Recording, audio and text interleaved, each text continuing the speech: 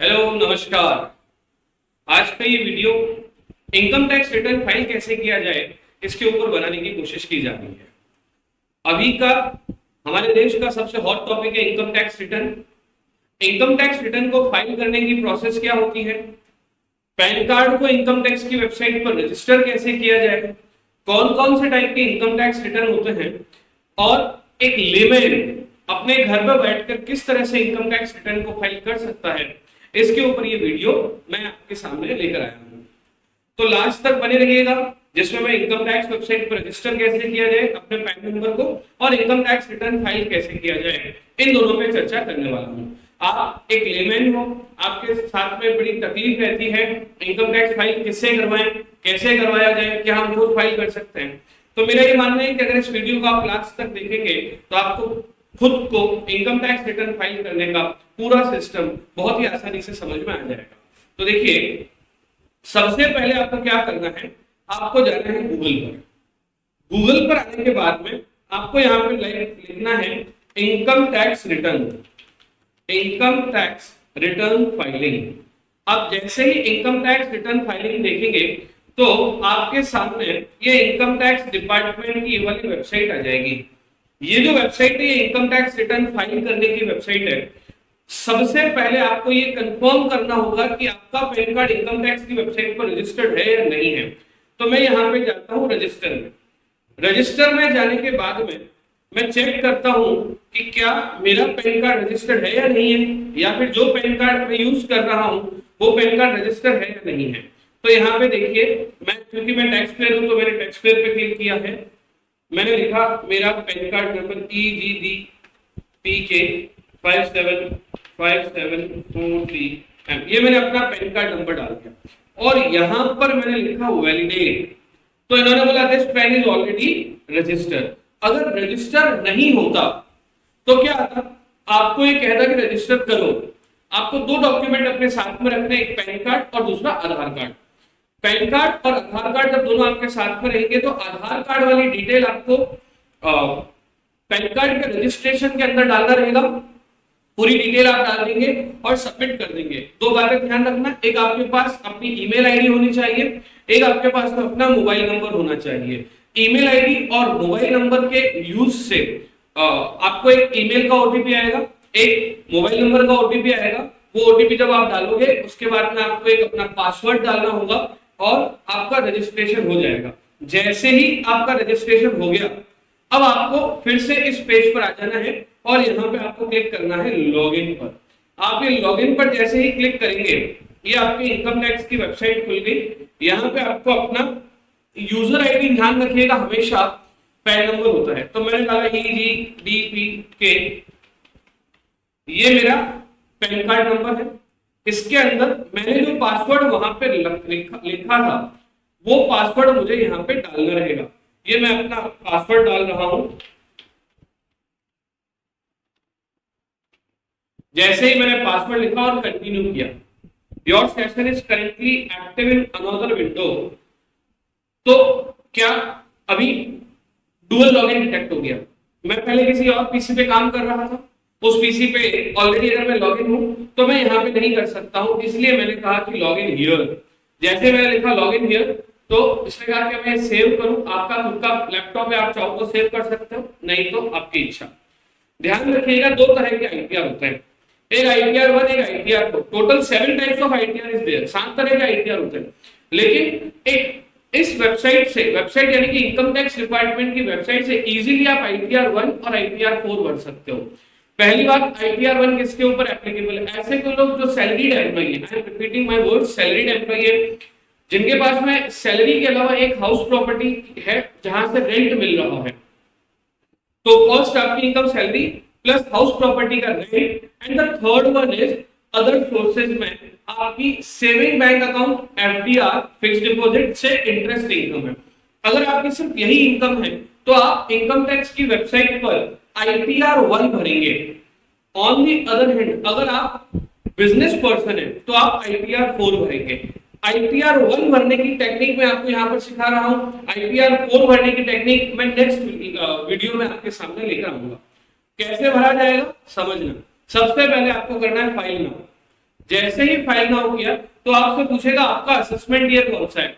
ध्यान रहे आप इस साल आईटीआर भर रहे हो तो इस असेसमेंट ईयर का है, यानी कि वो इनकम जो आपने 2023-24 में कमाई है, 1 अप्रैल 23 से लेकर 31 मार्च 24 में जो आपने इनकम कमाई है उसका एटीआर आप अभी भरेंगे। कब भरेंगे? असेसमेंट ईयर 24-25, यानी कि इस साल में अभी 24-25 चल रहा है, में हम पिछले साल की इनकम का आईटीआर भरते हैं। आपको मोड पूछेगा ऑनलाइन ऑफलाइन, आपको ऑनलाइन पे क्लिक करना है और कंटिन्यू कर देना है।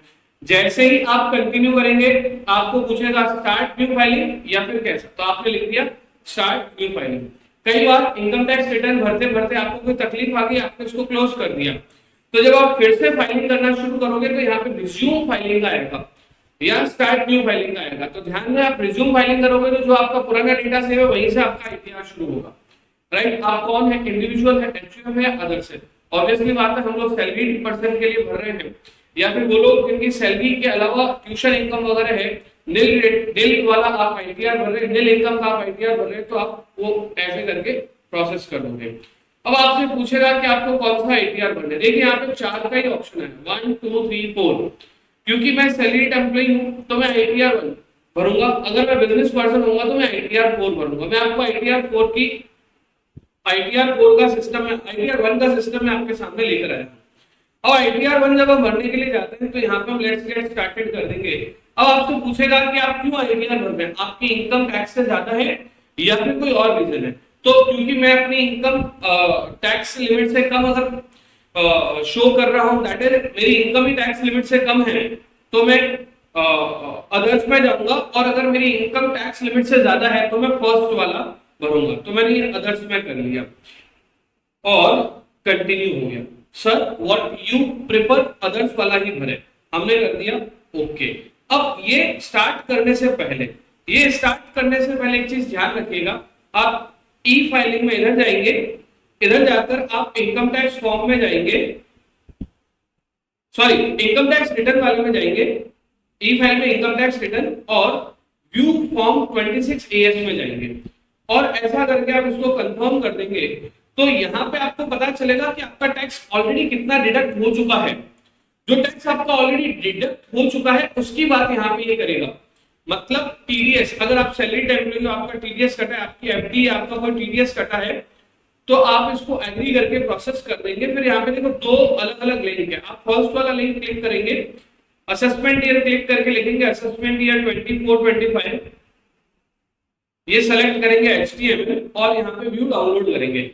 अब आपको लगेगा कुछ हुआ तो नहीं, लेकिन आप ऐसे स्क्रॉल करके ऊपर चढ़ेंगे तो आपको पता चलेगा यहाँ पे टीडीएस की डिटेल आती है, कौन सा अमाउंट आपको रिसीव हुआ है, उस पर कितना टैक्स आपका डिडक्ट हो चुका है वो यहाँ पर लिखा हुआ होता है।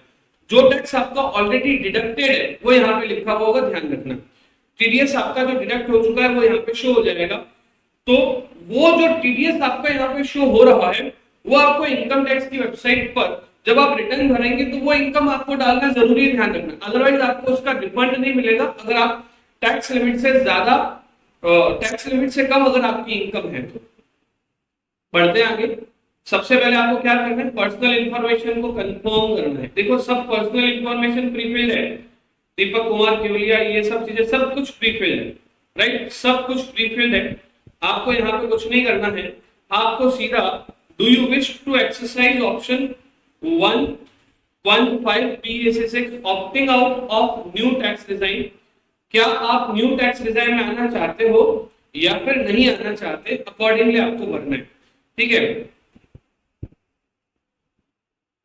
अगर आपको न्यू टैक्स डिजाइन की बजाय ओल्ड में जाना है तो यस करो, न्यू में जाना है तो नो करो, क्योंकि ये ऑप्ट आउट का बोल रहा है, राइट, ये न्यू टैक्स डिजाइन। अच्छा opt out, new tax design में आना है तो यस करो और ओल्ड में रहना है तो नो करो। मुझे ओल्ड में रहना है इसलिए मैंने नो कर दिया। सर व्हाट इज बेटर, अगर आपकी इनकम 7.5 लाख रुपए से कम है, 7 लाख रुपए से कम है, सॉरी 7 लाख से कम है, तो आप न्यू टैक्स डिजाइन में आ जाओ, जीरो टैक्स लगेगा। अगर आपकी इनकम 2.5 लाख से ज्यादा है और आपने अगर LIC वगैरह कर रखी है तो आप ओल्ड में भी जा सकते हो। अभी ओल्ड और टैक्स का कौन सा बेटर है, ओल्ड बेटर या न्यू बेटर है, तो इसके लिए आपको again person to person vary करेगा। ये तो ये आपको चूज करना पड़ेगा कि आपको ओल्ड में जाना है कि न्यू में जाना है। अगर आपने किसी भी तरह का कोई भी एलआईसी वगैरह नहीं करा रखा, ट्यूशन फीस वगैरह नहीं दे रखी और आपकी इनकम 7 लाख तक भी है, तो भी आपको न्यू टैक्स डिजाइन में कोई टैक्स नहीं देना है। यानी कि अगर आप 7 लाख रुपए साल के कमा रहे हो और आपका किसी भी तरह का इन्वेस्टमेंट नहीं है, then new tax design is best. Old की अगर बात करें तो उसका अलग, it is also again matter of discussion. वो आप मेरे से पर्सनली पूछ सकते हो, क्वेश्चन पूछ सकते हो, राइट। यहाँ पे आपको इनकम टैक्स डिपार्टमेंट की इस वेबसाइट पे आपको बैंक अकाउंट नंबर डिटेल डालनी होगी। जिस वक्त आप आईटीआर भरने जाते हो, यहाँ पे आप बैंक डिटेल डालते हो तो ये वैलिडेट करेगा। जब तक वैलिडेटेड नहीं आएगा तब तक आपका आईटीआर नहीं भरा जाएगा। तो इसका मतलब ये हुआ कि आप यहाँ पे अपनी बैंक डिटेल डाल दो, का मतलब ये हुआ कि आपको बैंक डिटेल भी आपको अपने पास रखनी होगी। बैंक नाम, अकाउंट नंबर, क्लाइंट का नाम, खुद का नाम और आईएफएससी कोड, ये 4 चीजें आपको साथ में रखनी है। वैलिडेट हो जाएगा। 2-3 घंटे कभी कभी लग जाता है वैलिडेट होने में, कभी इंस्टेंटली हो जाता है, कभी 8-10 घंटे भी लग जाते हैं। जब तक ये बैंक डिटेल आप यहाँ पे डालने के बाद में वैलिडेट नहीं करवाओगे तब तक आप आईटीआर नहीं भर पाओगे। ये सब होने के बाद मैंने कर दिया मेरे को कंफर्म। जैसे ही मैंने कंफर्म किया, आप यहाँ पे देखेंगे, यहाँ पे कंफर्म लिखा हुआ आ गया। अगर आप देख पा रहे होंगे तो यहाँ पे कंफर्म लिखा हुआ आ गया, मतलब पर्सनल इंफॉर्मेशन कंफर्म हो गई। अब बात करते हैं ग्रॉस टोटल इनकम की। अब अगर मान लीजिए आप सैलरीड एम्प्लॉय हो और आपके किसी भी तरह का एग्जेम्पशन क्लेम करना है आपको, जैसे कोई ट्रांसफर अलाउंस का एग्जेम्पशन क्लेम करना है, ट्रांसपोर्ट अलाउंस का एग्जेम्पशन क्लेम करना है, या कोई और एग्जेम्पशन क्लेम करना है, तो यस लिख के वहां पे अपना अमाउंट डाल दीजिए। अगर नहीं है तो नो लिख के आगे बढ़ जाइए। नो लिख के आगे बढ़ गया मैं कंटिन्यू में, राइट। अब यहाँ पे मुझे अपनी सैलरी डालनी है। अगर आपका 26 ईयर्स में, अगर आपका 26 ईयर्स में ऑलरेडी सैलरी वगैरह डाल रखा है, 26 ईयर्स में अगर सैलरी वगैरह आपकी ऑलरेडी डिटेल आ रखी है, तब तो वही डिटेल यहाँ पे फैच हो जाएगी। अदरवाइज आपको यहाँ पे डिटेल डालनी रहेगी। क्लियर? तो मैं एक बार आपको डिटेल डाल के बता देता हूँ। मैंने एडिट किया और उसने पूछा कि कितनी सैलरी डालनी है, ये एडिट किया मैंने और मैंने डाल दी अपनी सैलरी 5,10,000, राइट।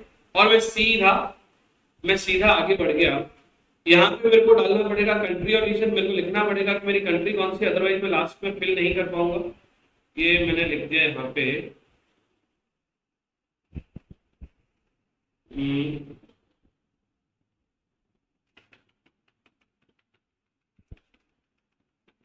ये यहाँ पे आ नहीं रहा है, मैं थोड़ा सा आगे बढ़ जाता हूँ।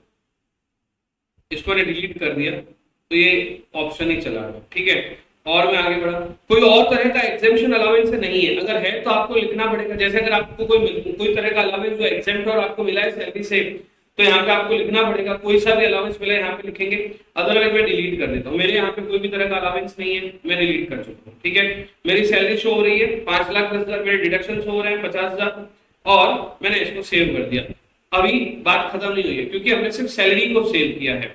जब हम आगे बढ़ेंगे, क्या इनकम फ्रॉम हाउस प्रॉपर्टी में आपकी कोई डिटेल है, तो मैंने यहाँ पे अगर है तो ऐड डिटेल कर दिया। 2 तरह की हाउस प्रॉपर्टी होती है, एक हमने जो किराए पर दे रखी है, एक जिसमें हम खुद रह रहे हैं।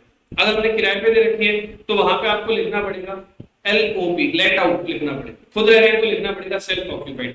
अब जैसे कई बार कुछ लोगों ने लोन ले रखा होता है तो लोन का इंटरेस्ट पे कर रखा होता है। अगर आपने हाउस प्रॉपर्टी में लोन का इंटरेस्ट पे कर रखा है, वो इंटरेस्ट का आपको सीधा सीधा इनकम में से डिडक्शन मिल जाएगा। उतने अमाउंट की इनकम पे आपको टैक्स पे नहीं करना है। से फॉर एग्जांपल मैंने लिखा सेल्फ ऑक्यूपाइड, राइट। तो यहाँ पे पूछ रहे हैं कि आपके कोई भी तरह का इंटरेस्ट है, मैंने लिखा हाँ इंटरेस्ट है। बोले कितने रुपए का, सेल्फ ऑक्यूपाइड में कितने रुपए का, नहीं ये interest payable on borrowed capital, right. ये यहाँ पे मुझे लिखना है, ये क्यों नहीं आ रहा है,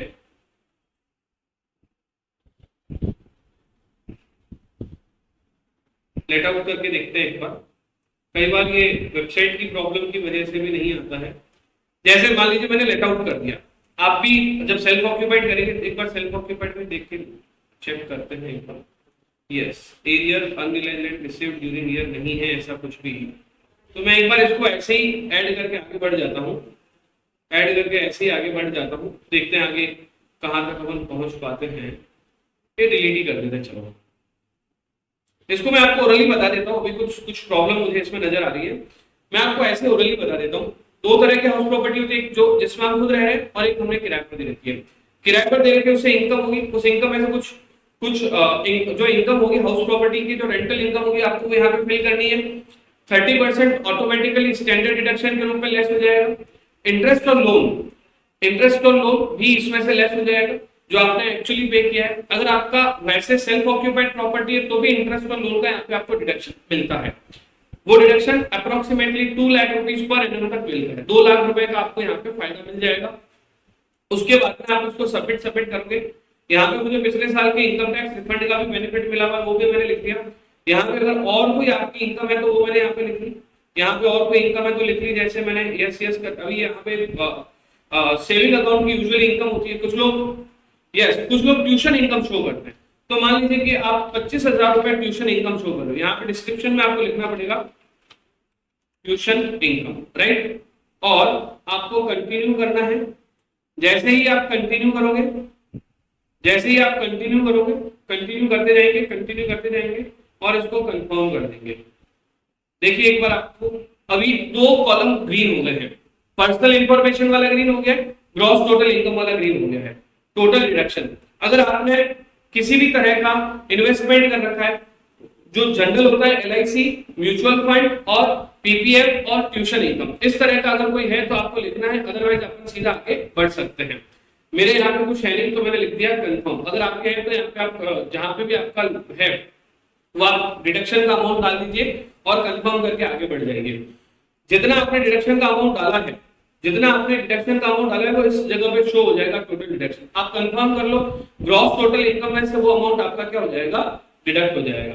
कोई टैक्स आपने पे किया है, मैंने किसी तरह का टैक्स नहीं पे किया। जैसे कई बार आप टैक्स पे करते हो, TDS आपका कट चुका होता है, वो टैक्स पे में काउंट होता है। कई बार एडवांस टैक्स भी पे करते हो, अगर एक लिमिट से ज्यादा अगर आपका है तो वो भी मैंने कंफर्म कर लिया, मैंने कोई टैक्स पे नहीं है। आपने किया है तो ऑटो रिफ्लेक्ट भी होता है और कई बार आपको फिल भी करना होता है। तो इस तरह से आपकी टोटल टैक्स लायबिलिटी आ जाएगी।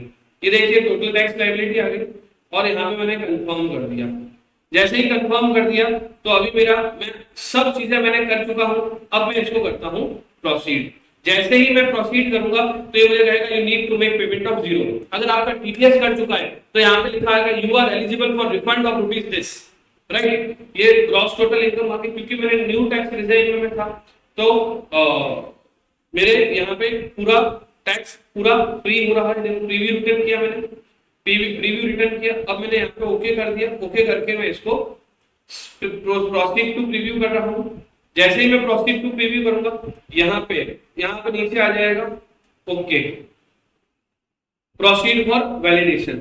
अगर मैंने यहाँ पे प्रोसीड फॉर वेरिफिकेशन कर दिया फिर मेरा सबमिट हो जाएगा, क्योंकि अभी तक मेरे को इसमें बहुत सारी डिटेल वगैरह भरनी है तो मैंने वो किया नहीं है। उसके बाद सीधा मैं क्या कर सकता हूँ, अपना ITR सबमिट कर सकता हूँ। तो ये था ITR कैसे भरा जाता है। ये जो मैंने आपको बताया है, ये मैंने बेसिकली आपको बताया income tax return ITR number 1 का, ठीक है। और इसमें हमने ओल्ड रिजाइन न्यू रिजाइन की ज्यादा चर्चा नहीं की है। तो अगर आपको इस तरह की वीडियोस की जरूरत है तो आप नीचे कमेंट बॉक्स में लिखिए कि न्यू रिजाइन में टैक्स कैसे भरा जाए, ओल्ड रिजाइन में टैक्स कैसे भरा जाए, या ITR 4 कैसे भरा जाए। जब आप अगर कोई तरह की क्वेरी मुझे आती है तो मैं अगले उसी से लिंक में उसके वीडियो बना के, या फिर आपका कोई स्पेसिफिक क्वेरी होती है तो अगर आप वो भी लिख के भेजते हो तो मैं उसके ऊपर भी एक शॉर्ट बना के मैं उस पर डाल दूंगा YouTube पे, आप उसे चेक कर सकते हैं। Thank you.